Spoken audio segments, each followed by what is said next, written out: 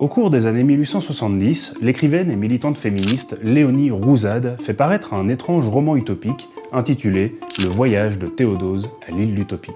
L'histoire a singulièrement oublié l'existence de cette femme, née en 1839, qui débute sa vie en tant qu'ouvrière brodeuse, puis découvre les grands textes socialistes et utopiques, ceux de Charles Fourier et d'Étienne Cabet. Ces formes de socialisme imaginant un avenir radieux pour l'humanité, fondé sur un idéal de solidarité, d'égalité et de vie harmonieuse entre tous ses membres.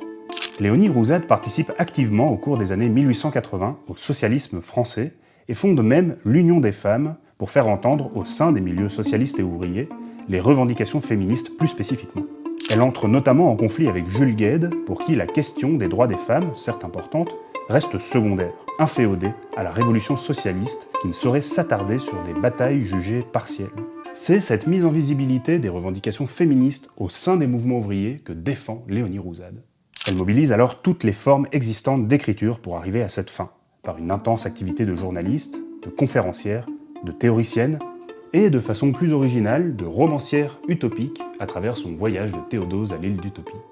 Elle y raconte le voyage d'un personnage nommé Théodose, homme aux manières raffinées et aux opinions royalistes, qui, après le naufrage de son bateau vers les Indes, découvre une île imaginaire réorganisée selon des principes socialistes.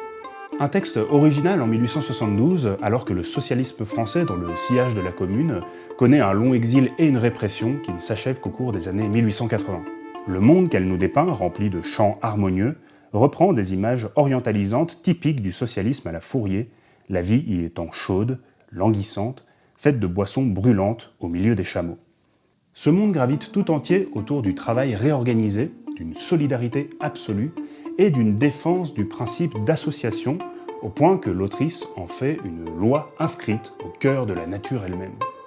Vous ne pouvez ignorer que tout est association. L'individu est association de membres, le suffrage, association de vote, et l'homme et la nature, vivant l'un par l'autre, résumant la grande association qui est la création. Donc, l'association est le principe même de l'être. Cette société, sans salaire, crée les conditions, selon elle, pour exprimer la nature fondamentalement artistique de l'humanité, les hommes et femmes étant amenés sur cette île, les uns à tailler le diamant en 1000 facettes, à polir la perle, à monter de superbes girandoles, les autres à tisser des dentelles. Parce que toute nature humaine étant plus ou moins artiste, là où nul n'est empêché que par son propre talent, chaque nature diverse donne la tonalité de ses forces. Finalement, Léonie Rouzade témoigne d'une confiance dans sa propre voix de romancière qui vient poser par ce livre une pierre pour bâtir un monde qu'elle appelle de ses vœux.